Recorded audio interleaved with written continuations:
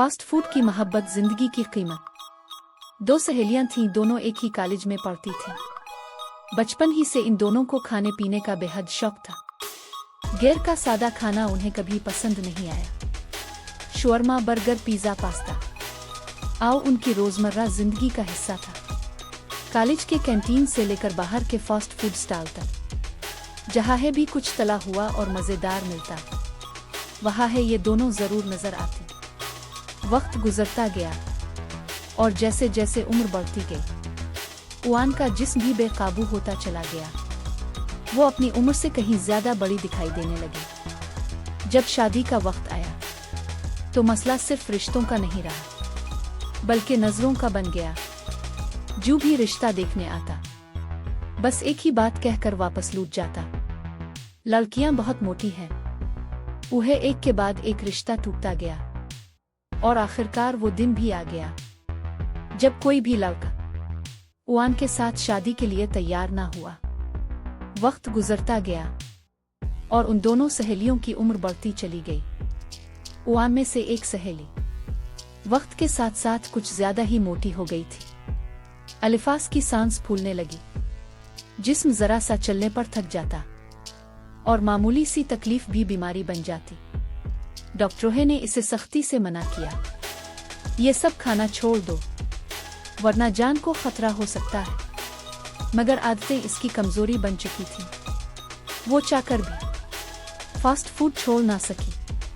और फिर एक दिन सिर्फ 35 साल की उम्र में वो दुनिया से चली गई। दूसर सहेली पर गम का पहाड़ टूट पड़ा।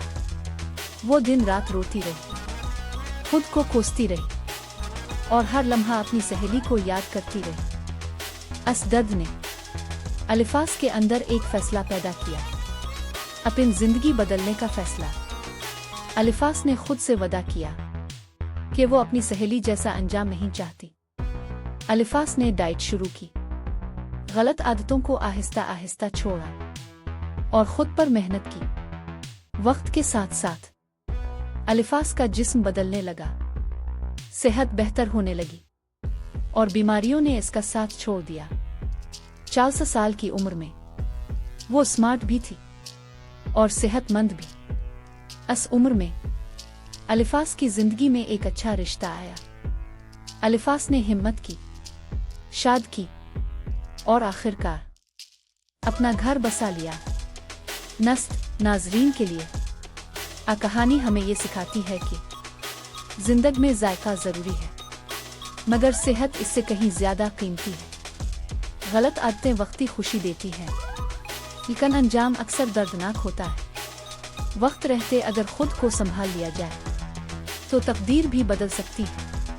अपनी सेहत का ख्याल रखें, क्योंकि जिंदगी दोबारा नहीं मिलती। इख्तिताम आ कहानी लिखी है अनमरान मान ने और उस कहानी को आवाज दी है सैलिज जान ने।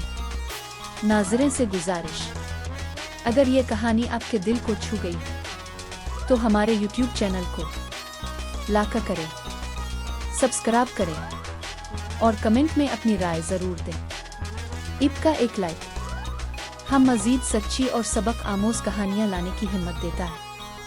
हमेशा आपके लफ्जों की साथी इब की सैलिज जान।